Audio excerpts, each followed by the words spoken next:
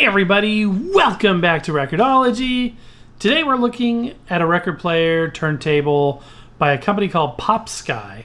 Never heard of these guys, but this is a sub $100 turntable. So let's see what it's all about. You're not going to want to miss this.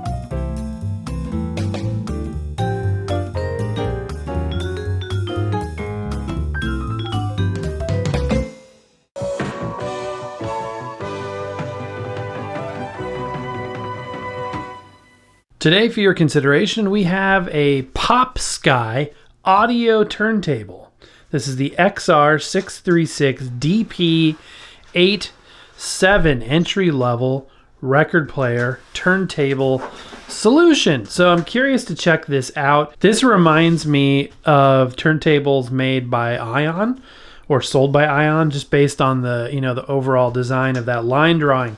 Okay, so let's go ahead and take a closer look. But before we do that, I wanted to bring up the Amazon reviews here. It's actually got really good reviews, 4.3 out of 5. And it's got a lot of really positive marks there, so that's good to see. One time somebody criticized this knife for being overly aggressive. It's just like a $6 Walmart knife. All right, let's go ahead and open her up here. I guess we picked the right end because the accessory pouch is right there. And then the device itself. That's an interesting color. Is that the real color? That's weird. All right, let's pull it out of the box. Look, there's a little CD on top. Look at that. Audacity software, maybe? Very interesting. It's totally unlabeled. Put this in your machine. Special message. Odd. Okay, maybe the manual will say something about that. Here is the device. Okay, it looks like a more typical, wood grain veneer. I think that may be an attempt at a color match on the bottom there. Don't know if I've ever seen that before. Obviously, there's not much to do in terms of setup here because it's already ready to go right out of the box. Looks like the dust cover is loose on top, and it's got its own cling wrap there. Sort of a almost adhesive, but not quite.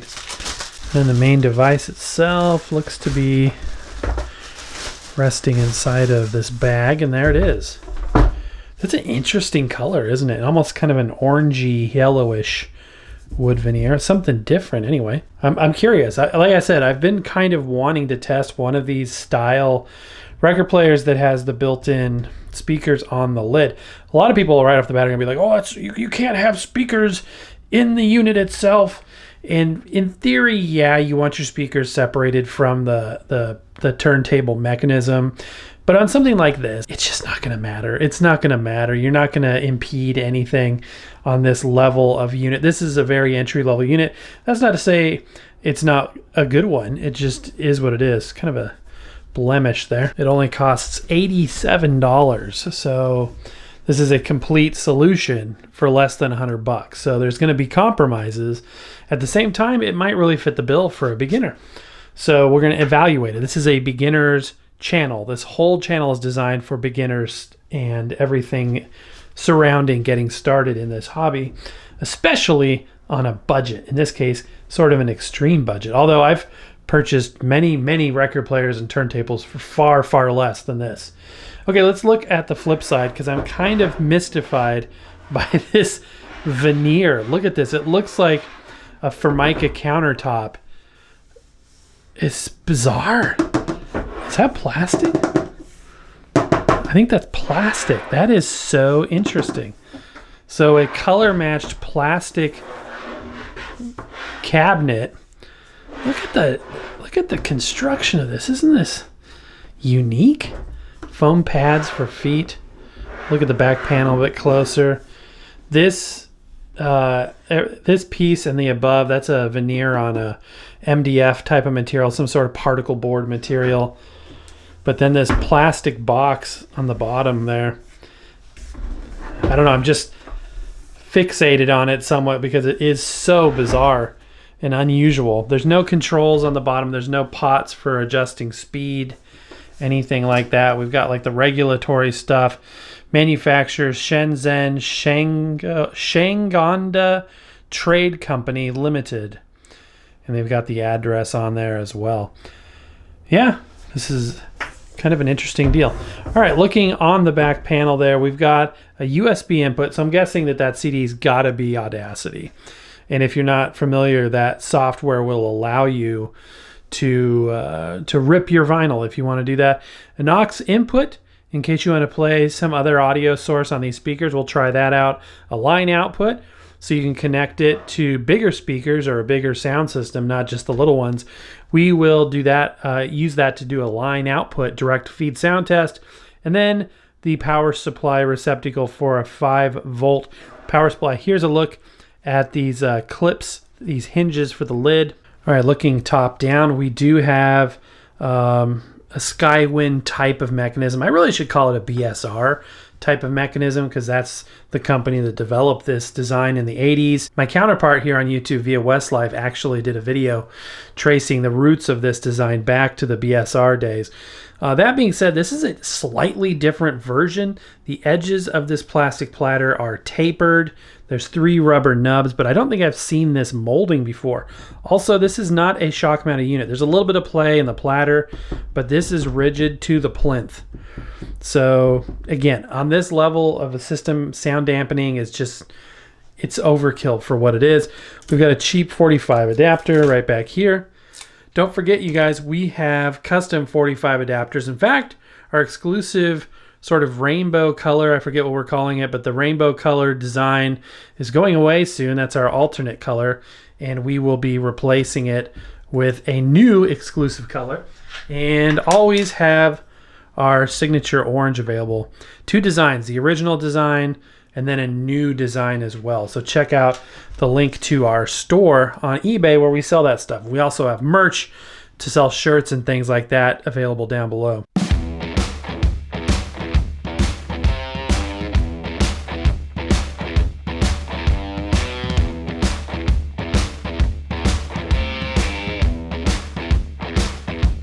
All right, and so we got our speakers, and there's a rigid speaker grill on top. I think those look snazzy. I like that.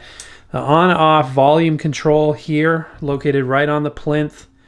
That has nice drag to it. I think it's a plastic knob. A headphone jack right there for private listening. That's good. And let's take a look at what we've got here in the way of controls. All right, let's take the bread tie off of the tone arm there. There's a little clip to hold it in place. And then it does have a cueing lever. The descend looks good and gentle. Obviously, the gimbal on something like this is going to be somewhat loose. I mean, that's very par for the course. Look at the texture on this. This mold is different. So this variant all the way around, even though it's similar to other units that we've looked at, this is a bit different. Lift shelf is solid plastic. Down here, we've got the auto stop on and off. So it'll stop spinning at the end of the record. Also, that means that when you move the tone arm over with that engaged, it'll automatically start the platter spinning.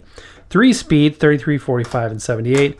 All right, for a cartridge, we've got the venerable Chuodenshi clone. If you look at the top of the head shell, the molding is unlike any that I've ever seen before. So we might have stumbled upon a new variant. It looks like it's got a diamond stylus there, metal cantilever, so that is all very, very good. Okay, let's start putting it through its paces. I'm going to go ahead and get the dust cover on, and we'll power it up, test basic functionality, test the speed accuracy. I don't see an easy adjustment for making those speed changes. There's no pitch knob or anything like that, so hopefully it's set at the factory well. Okay, and there it is with the dust cover. I was curious how that was going to fit, and the reason why I say that is I've seen some designs which are made by what I believe is the same company, where it's a curved dust cover that goes around like this, and the speakers are in the outside of the dust cover. Obviously, this creates a bit of an issue, so it's very low, and I kind of have a feeling that even if you had the lid closed, there's not enough headroom for that tone arm. So it's designed to be played with the lid in the up position, and when it's in storage mode, to have it in the down position. This dust cover does rotate very far back. Like, I don't even know how far back. In fact, let's find out. That's weird. That feels like it's going too far back. Like, I could see I could see this position. You could even put like an album in there to display it, but there should be a stop, but it really wants to go far back. So yeah, that's just when you, oops, I just knocked off the little rubber nub there. That happens a lot actually. So that goes on there easy. So lid only when not playing. You'd think you would run out of things you've never seen before after doing this for so many years and so many hundreds of turntables, but this is something new. All right, I'm going to go ahead and get it powered up. Continuing down the things I've never seen rabbit hole, we've got the USB cord for ripping your vinyl, but instead of having a traditional wall wart power supply or an AC power supply, this uses the USB connector on one end, the barrel connector on the other. So this would connect to a wall wart brick, and then they even provided, this is the one they provided, which is very interesting. And yes, you could literally power this device off of like a computer USB jack. You could power it off of any 5-volt power supply, even like a battery pack, and really take this in the field. This end obviously plugs into the record player. I may have seen this once or twice over the years, but it's exceedingly rare to do this way. But it'll work. There's not really an issue to any of this. It's just a very unique way to do it. Okay, got it powered up, or I should say plugged in. Turning this switch, little red LED pops up. It's in auto stop and start mode now. So when I rotate the tone arm over, it starts that platter, and then if I go to the middle, it'll stop. So that was a weird kind of tone we heard there. I hear a little pop in the, like a little, when I engage that motor. Well, that's weird. It's interesting. There's like, I think it's actually muting this. Is it? There's no mode switch. That's weird. Okay. More to learn about this unit. Let's start with a speed test.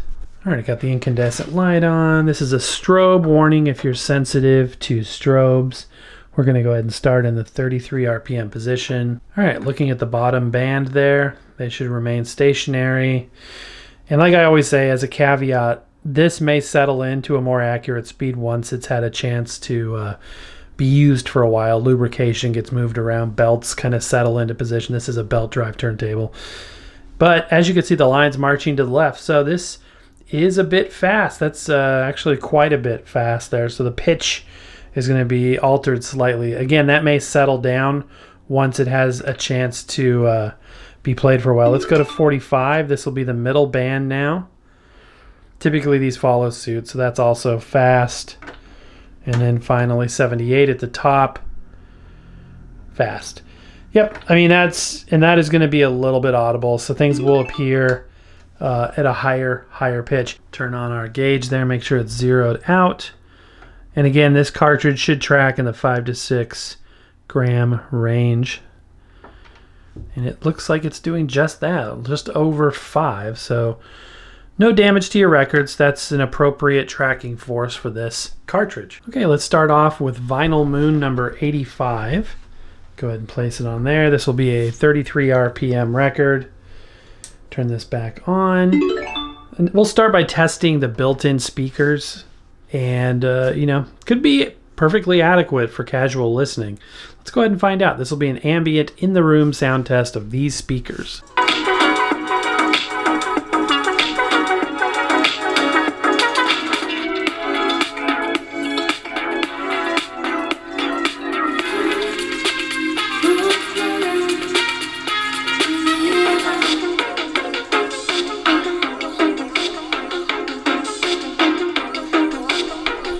Okay, yeah, it was a bit tinny, you know what I mean? There wasn't really much bass. If you had it like on a low volume, very casual listening while you were doing something else, I could see that being acceptable, but it's definitely lacking in the bass and warmth department. So we'll test this out, and I think we'll stick with this record because it'll be kind of a good reference point as we do the direct feed and things of that nature as well. So far it's all functional, and keep in mind this is less than $100 for an all-in-one solution for a beginner that has nothing. My biggest concern at this point would be what I always say, in terms of some entry-level equipment, that it might leave a bad taste in the mouth of somebody that's just starting off. And it would be sad if they wrote off vinyl as sounding bad because they didn't have equipment that really brought out the warmth and potential that vinyl can have. So I want to check off the list the Bluetooth piece of it. I don't see any Bluetooth switch, pairing switch, or anything like that. I could have missed it if it was on the back, but I don't think there was anything. And I'm interested in this tone when I engage the tone arm. There's like this chime. Now it's not doing it, of course, but there was this chime, and I'm not sure, like that, and I'm not sure if that's an indicator of the Bluetooth. Of note, you don't see this very often, it does mute the tone arm when it's in the rest. So you'll notice that when I first dropped it, there's a delay from the point you put the needle down to where you hear it. So it's that mute being unmuted. So I do see this device that says record player. I'm guessing that's it. Okay, yes. So I'm seeing more and more devices that have Bluetooth functionality without making a big deal of it. Like, it's just there if you need it. And the connection is becoming less of a manual process. All right, so let's test out the speaker potential. And the reason why this is an important test is because the tinniness that we heard could be, poor amplification. It could be, the limitations of the turntable, or it could be the impedance mismatch, if there is one, between the cartridge and what you are hearing. So if everything is right and the impedance is just out of whack, we can reveal that by testing these speakers over Bluetooth, which is what we're about to do. That new, that vibe.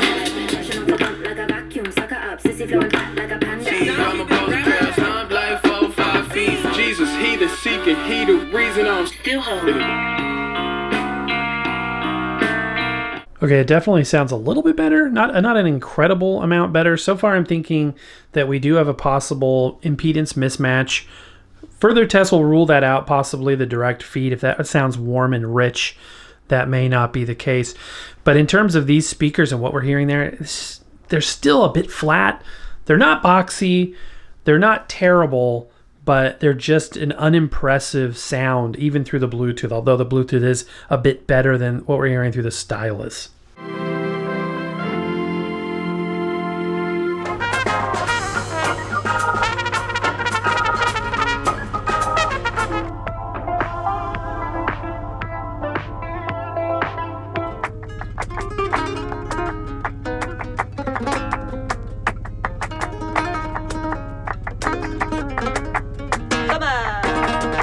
All right, friends. So yeah, I mean, it's decent. It's not the worst thing in the world. It's definitely not the best thing in the world either. Somewhere in between.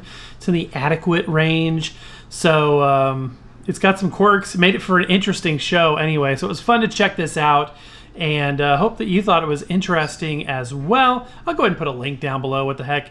But mostly, from an entertainment value standpoint, this is definitely something interesting to look at. Hope you agree as well.